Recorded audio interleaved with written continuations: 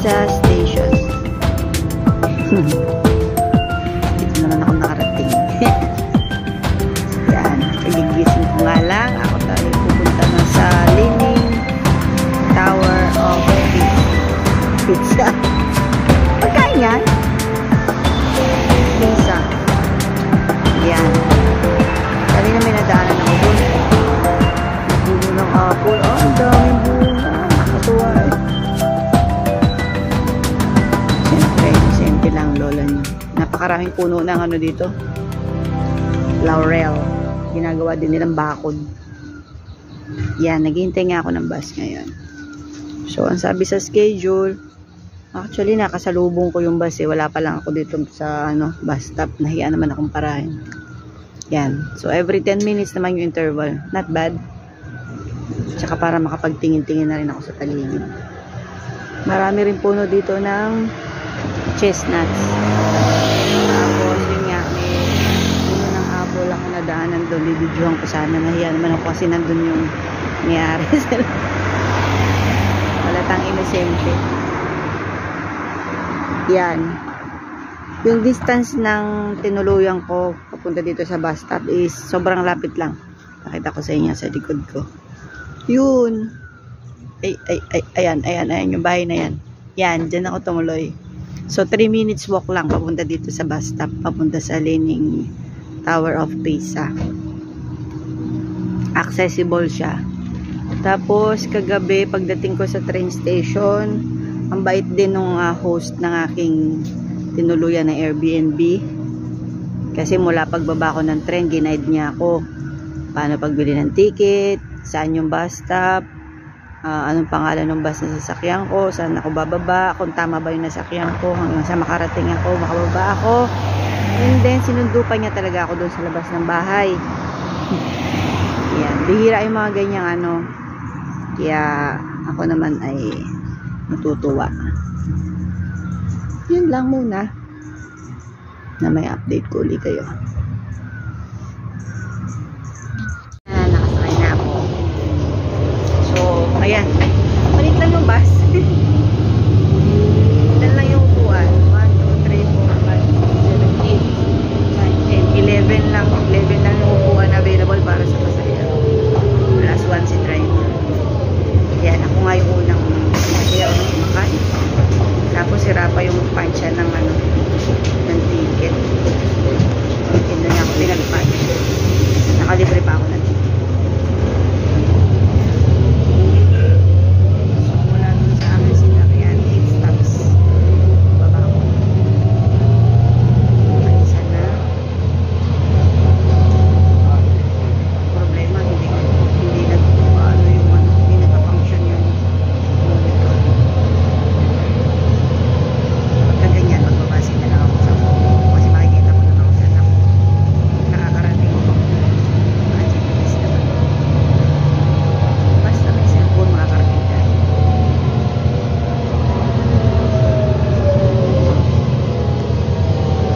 Ang ganda ng ambience dito. Sobrang yan na may puro chest.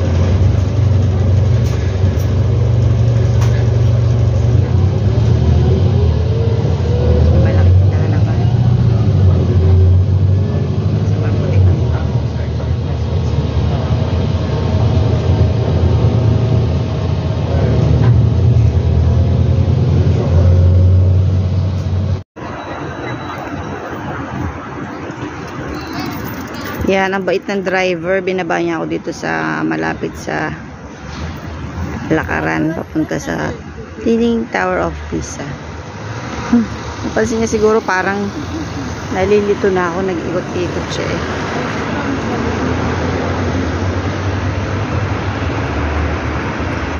Yan.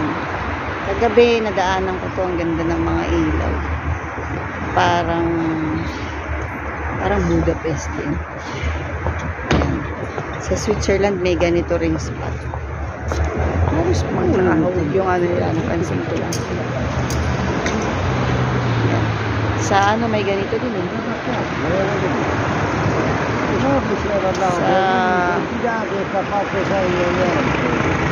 Verona. Verona, sa bahay ni Romeo and Juliet. Yan. So, let's go. 360 lang tayo.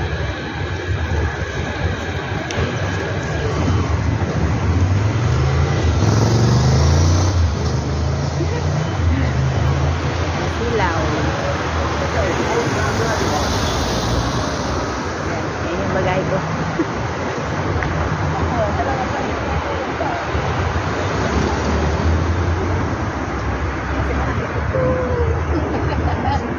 Xiao. Di ba may nakikikamay pa sa akin eh. Ito tayo napunta sa Apre proprio alle 10, quindi non siamo andati a festa del cavolo. Dora na naman ang tagang backpack. Yeah. Nakalagay sa mapa ay 5 minutes mo. Yan, accurate.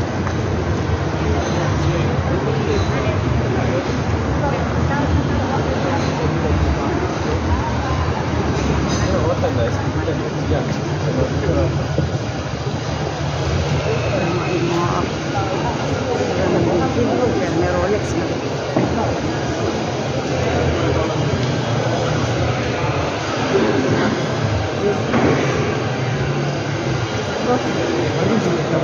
Kala mo ano lang eh. Tawag doon. Alam mo, Ermita. Ermita lang itsura nito.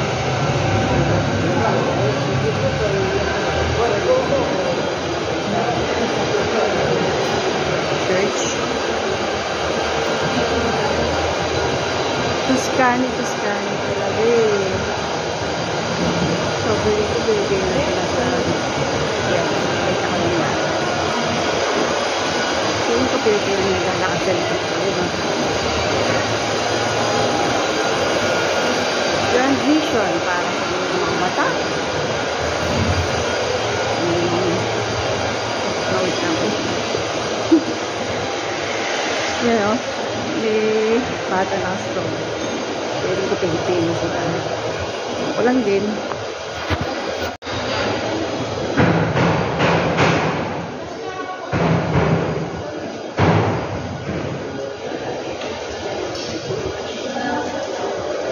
Yan. Yan ang ano.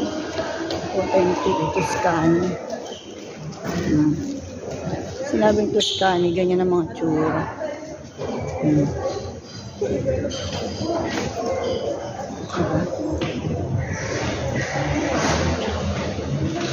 Natin ang ating paglalakbay.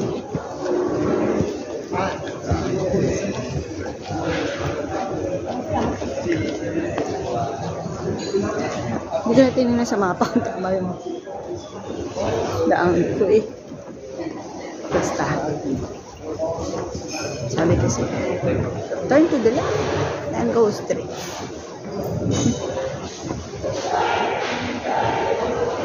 Birkenstock. Ang luluma ng lugar kaya ang luluma ng buildings pero yung mga shops niya ha, bigat. Restaurante, pizzeria, may pharmacy din.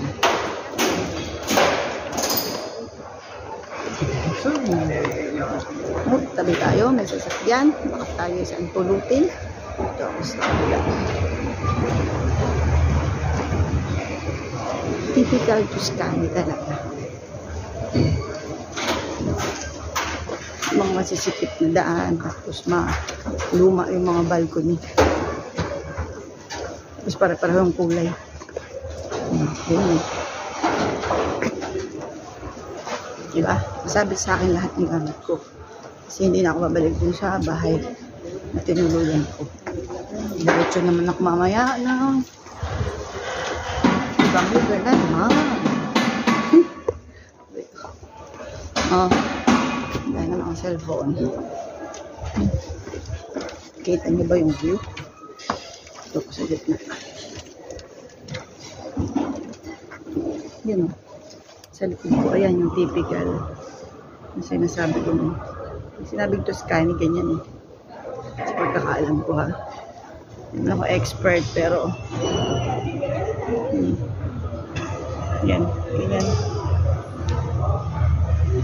Yan yung nagpapa-authentic sa kanya. Yung mga lumang bintana, yung mga shutters. Shutters ang tawag dyan. Yung mga bintana na may ganun-ganun. Shutters. At hindi ko tawag dyan. Oh, nandito yung mga branded na mga shops, oh. Diba? May hip-hop pa na. Oop, may sasakyan ulit. Tayo. Yan, oh. Yan lang mga lumang ano, pero mga ganda mga shops. Ulit. New York. Ah. Isa pa lang yung mga shops. Open pa lang sila. Saan ako pumunta kasi nga babiyahe pa ako ulit yan.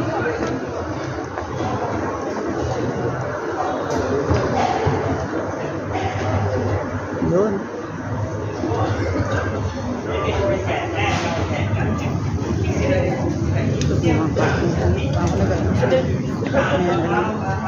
Kita lang natin ito.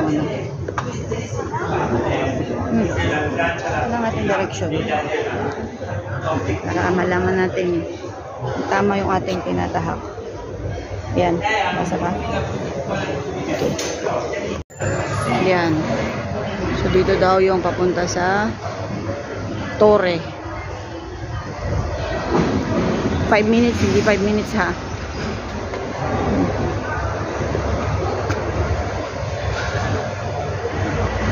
Yan. Tama naman yung aking tinahak na daan. Maliit lang pala siya. Na-expect ko mas mataas.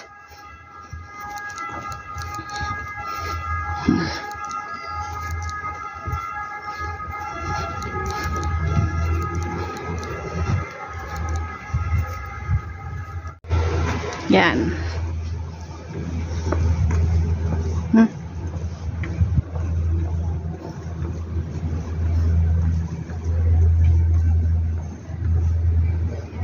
Yan, nakikita nyo ba? Yan siya. Diba? Parating ko na siya. Let's go.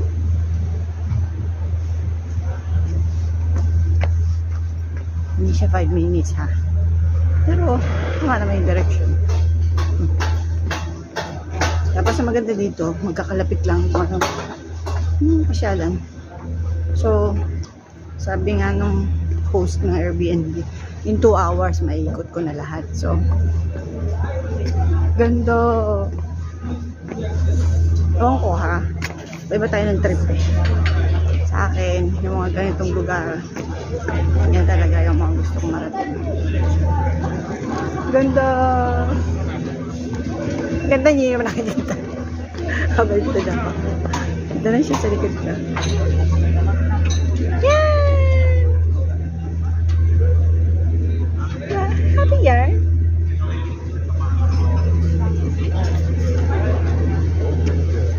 Tingnan lang kababaw yung aking kaligayahan. Ito yung mga bagay na nagpapasaya sa kaya na ko yung post. Diba? Ayan. Ano yung tao? So, syempre kanya-kanyang aura, diba? Meron pa siyang pasyalan sa mga dito. Yan. Picture na ako.